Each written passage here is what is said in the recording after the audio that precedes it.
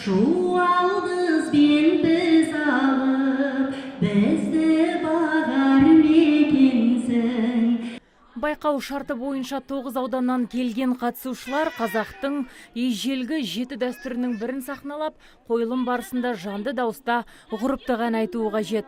Олардың көрсететін нөміріне жалпы 15 минут уақыт беріледі. Ал әділқазылқалар алдымен өнерпаздардың ізденісіне, сондай-ақ әртістік өнер деңгейіне көңіл бөлетінін алға тартуда. Мәдени шара облыстық әдет-ғұрып және салт дәстүр орталығының мұрындық болуымен ұйымдастырылған.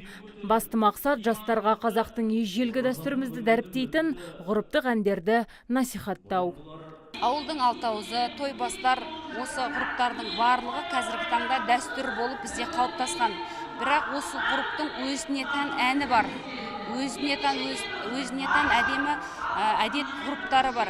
Сол себепті сол әдет дәстүр мен ғұрыпты айшықтап көрсету мақсатында бұл ғұрыптық әндер біздің оңтүстікте, жалпы Қазақстан деп айтсам да жаңылыспаймын, себебі ғұрыптар сайысқа бірінші рет түсіп тұр.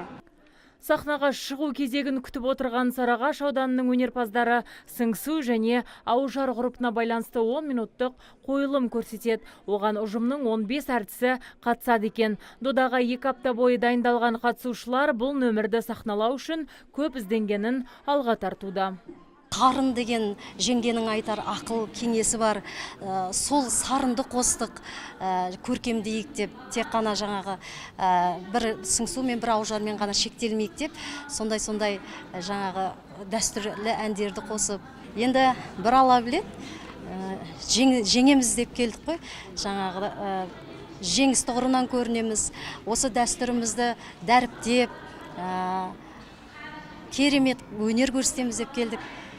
Ғұрыпты сахналау бойынша үздік деп танылғандар 100 000 теңге көлемінде қаржылық сыйақыға ие болады. Ал ғұрыптық ән айту бойынша қатысушыларға бөлек ақшалай марапат қарастырылған. Айта кетсек, бұдан былай облыстық әдет-ғұрып және салт дәстүр орталығы мұндай мәдени шараны жыл сайын өткізуді жоспарлап отыр.